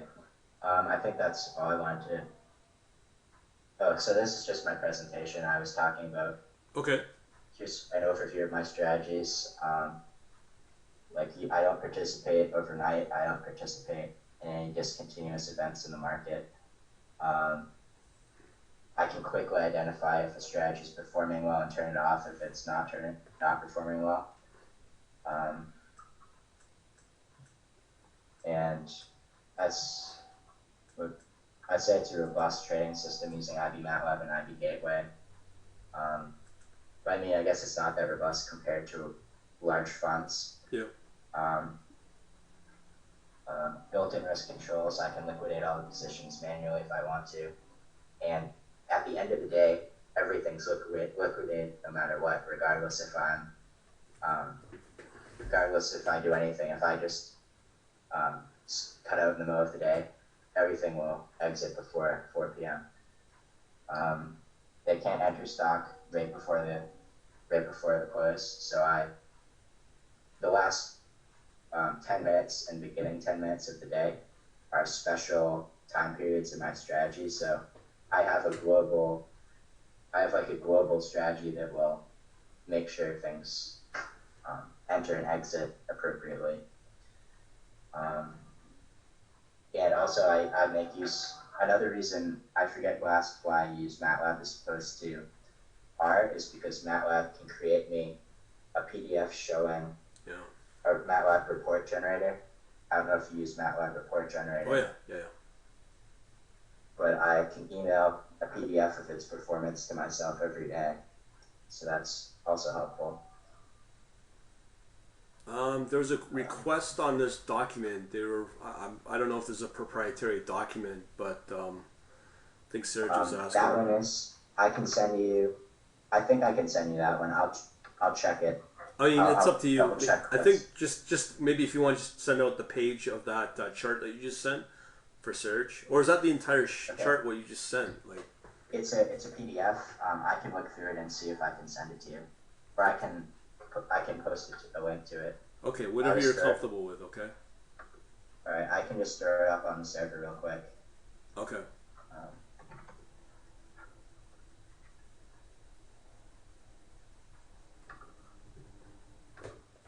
Man, there's he just wants to see the last several minutes. Okay, Whatever you're comfortable with, okay? okay.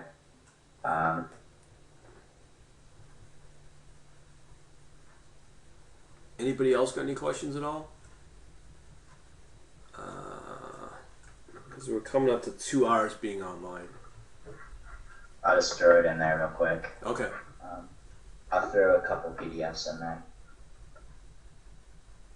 So he's saying just to change the resolution or something on your system. That's what Serge is saying.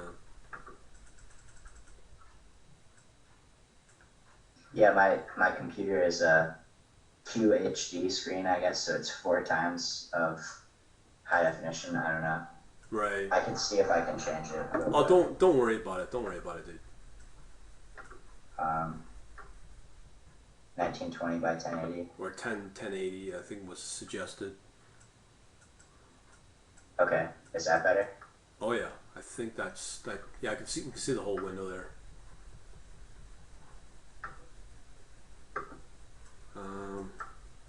Okay, so this is better. Yeah, for sure.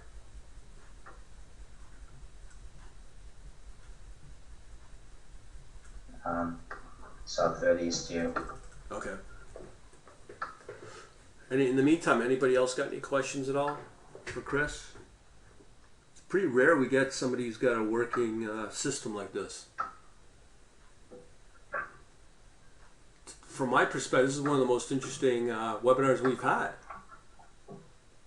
Let me go to the site and make sure that it uploaded. Okay. No, it didn't. You know what? That's if you want, strange. you can put it up on our meetup or just send it to me and I can put it up for you or Okay. whatever you want to do. We could take it offline. We can take it offline. I could just put it in my cloud and send everybody the link.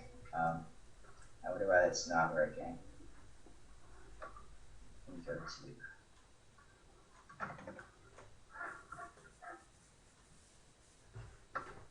How you like the Windows 8? I'm still Windows 7. I like it. It works well for me. That's good. In the meantime, anybody else got any questions?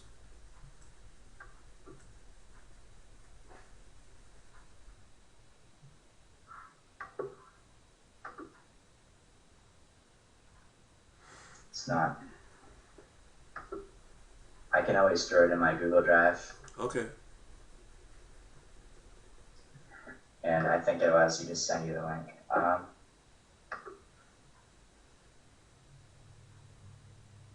I can just email it to you and you can send it out if you want. Okay. Or I can give you instructions and tell you how to do it on the meetups. It's up to you. It's up to you. We got lots of options there. Okay. So, how do I send it over the meetup thing? Yeah, I'll email you. Okay. Okay. Yep. Anybody else got any questions for Chris? Doesn't look like it. Oh, I can probably show this in better resolution now. So this is the PDF. It tells, it just talks about my strategy and how I have structured things. Right. So here's my contact information if you want to contact me. Okay. You want probably Just just your email or something to get. okay. So my person, I guess you can email me at this email, chris@a2xcapital.com.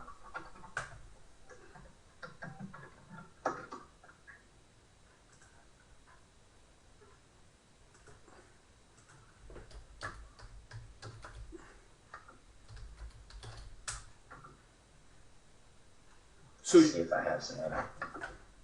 So you were saying you're interning in the next couple of days, eh? I was what? Yeah, I'm interning on the 2nd. Oh wow. Of over at JP Morgan Nice. in New York City.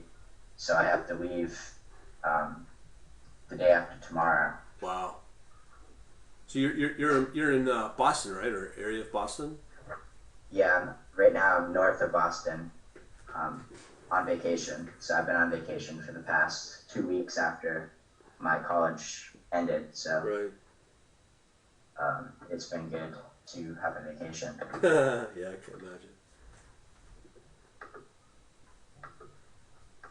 And then how long's your internship for? Like 4 months or 6 months?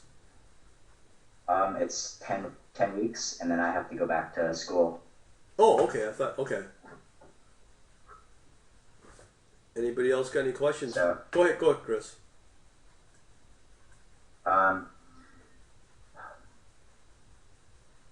I'm just trying to figure out like what I can open, like what doesn't have proprietary code. So Yeah. I think that's about all. I didn't have too much. I didn't really have too much prepared for the demo, but I mean, I have tutorials on YouTube which are prepared. Do you want to put your YouTube channel in there? Yeah.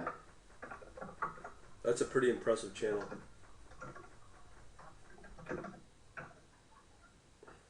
So basically, I have a web scraping tutorial where you can basically start out with no experience programming, basically, and you can open Python and learn how to download information from the web, and you can learn how to parse that information, and that's a pretty useful skill. And I also have a few R tutorials about rolling the bars. I go into depth about them. I mean, I would like to spend more time putting up some MATLAB tutorials or Java tutorials or something, but I just don't have a lot of time. I haven't posted on in a few months. Yeah. So, so yeah, there's quite a few videos on there. I think there's 20 something or 30 videos, 25. Yeah. Let me see. Yeah, I have quite a few videos up just talking about scraping, and I don't really get into a lot of quantitative finance stuff, so I don't really talk about like the quant side of it, but I could do that. I found that talking about that stuff doesn't get as many views on YouTube. Yeah, that's right. So, I mean, I saw your videos, Brian. I've been watching your videos on YouTube for a while, and I'm surprised how they don't have more views because it's really interesting information. Yeah. But it doesn't seem like there's a lot of people out there who are into this kind of thing as much as like other topics like as like just general programming.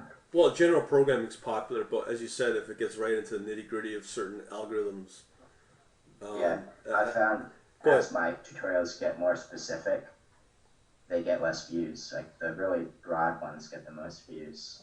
Yeah. Because the search says they cannot handle the numbers. If somebody was to put out a machine or a piece of software that would make people instant millionaires, you'd get obviously a million of hits. But well, those sort of things can't be done. Anybody else got any questions or whatnot? Because I think we're just coming up to 9 o'clock. Yeah, I mean all of those kinds of subscriptions where you pay to receive trading signals, or I mean most of the online sites that have trading signals, I've found their signals aren't too good. You kind of have to build it yourself so you can really evaluate the risks. Yeah, exactly. Serge put up some other comments on there. It was pretty funny. Call it a black box and make money.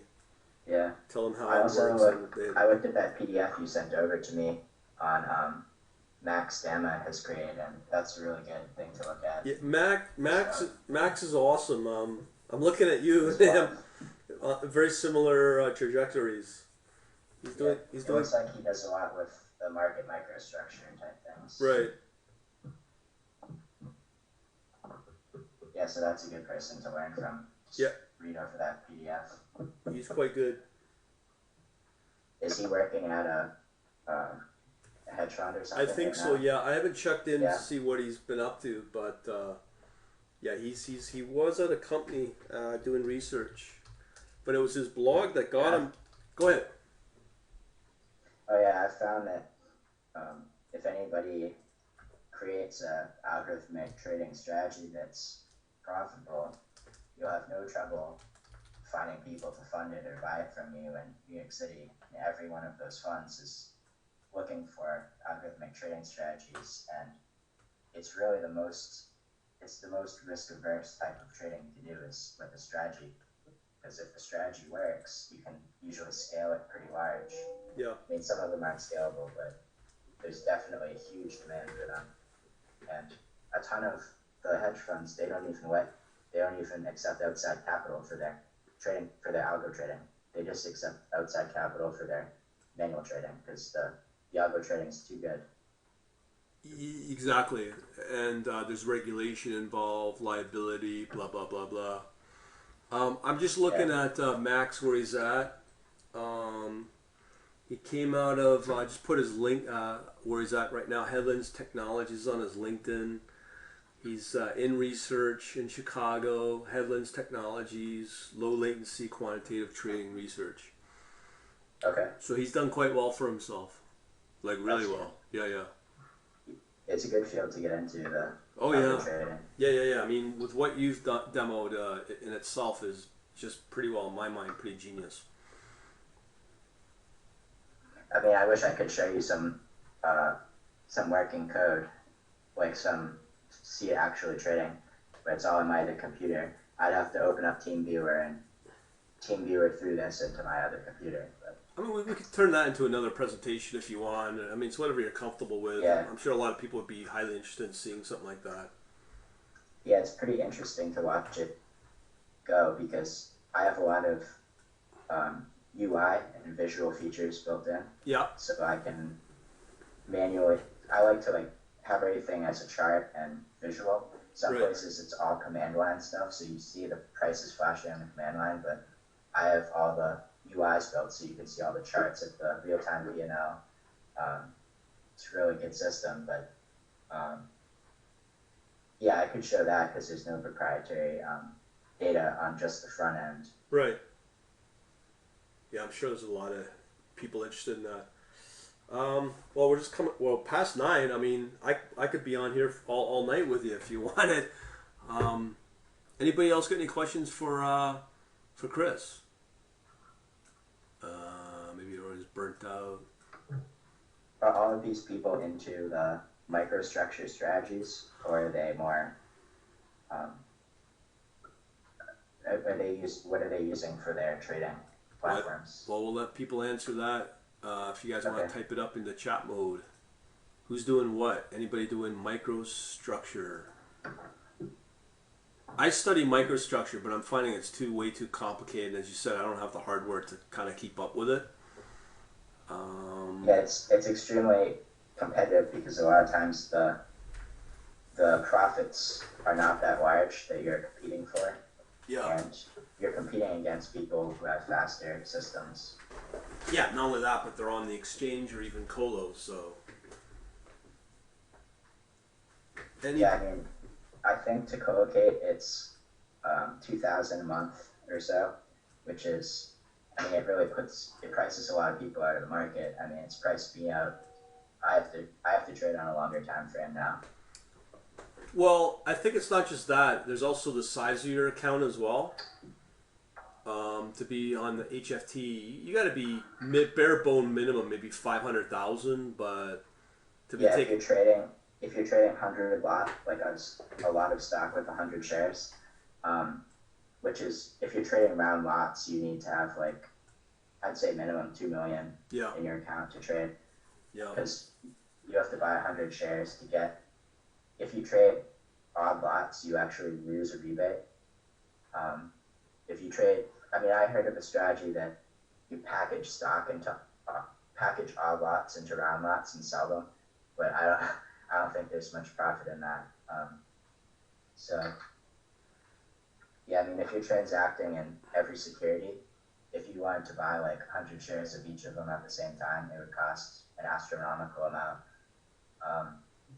And I don't know, some I don't know if some firms get margin cheaper if they're their own brokerage firm, Right. but I mean, I'm not my own brokerage firm. I have to route through a broker gateway, and I have to have a clearing firm clear. I can't do all that myself um, because of the regulations the government has. Yeah. I can't transact directly to NYSE and keep track of how much stock I own on my system because I because you have to keep track of your own stock because if you don't, the exchange doesn't know how much stock you own. So, I mean, I can't do that because I'm not my own brokerage firm.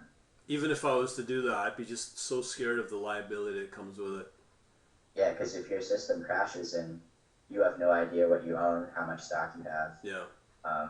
you get fined by the SEC.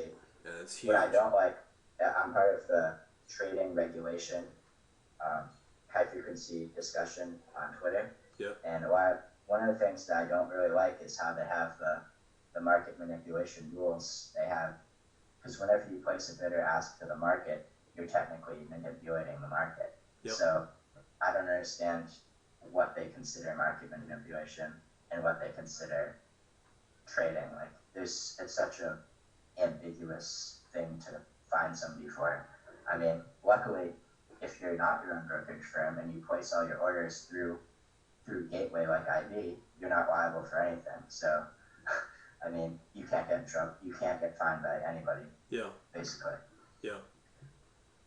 Well, with IB though, I mean, they could be doing that themselves and you wouldn't know about it. Yeah, I mean, I wouldn't. None of the liability is passed on to you, so you can place whatever you want to the market and not be liable, which is what I prefer. Yeah. Anybody else got any questions? Anybody? I guess we can call it a wrap for right now if you want. Okay. Thank you for having me to your webinar. No problem. Thanks a lot. This was awesome. If anyone wants to give Chris a shout out and tell him how much you appreciate his demo. I'll put my Twitter so if anybody wants to message me on there, I'll say. Yeah, you're really good about that too. Yep, David says thank you. Sir says thank you. That was a rare treat to get an actual system. There's Chris's... Well, I didn't have my system up and running, but I could, if you guys want to do another one sometime, when I'm back in New York, I'll have my trading computer and I'll screen share on that while I can show you some stuff. And that would be over the next couple of months, or would you be? So you'd be able to do that in New York, right? Yeah. Okay. So I could probably do that in the fall or in late August, maybe. Okay. I'll probably have. I don't know how much I'm going to be working on it over the summer. It's probably going to be on the back burner while I do the internship. But as soon as I'm back at school, it'll be back into full swing. I'm sure a lot of people. We probably get a lot of students out there. Are you expected to pull in these crazy 100-hour work weeks? Do you think? I believe that's mostly in the investment banking division. Right. And I'm in the quantitative fixed income. Okay. So I think that my hours will be more manageable. Right. I hope so. I hope I don't have 100-hour weeks, but the overtime is probably not. It's probably worth it with the overtime pay. But you are getting paid though a little bit, right? Well, it's they pay you a full salary of what you would make. Oh, cool. If you were there full time. Okay, cool. That's good to hear for you. Anybody else got any questions or concerns? From me, Chris, that was an awesome presentation, considering how you had to do that mad scramble there at the beginning. Thanks. Yeah, I got home and I didn't have anything open. If I knew it was today instead of tomorrow, I would have had some PDF or something prepared. Yeah, no, I think I messed up pretty good there. I have to check on my meetup. I don't know.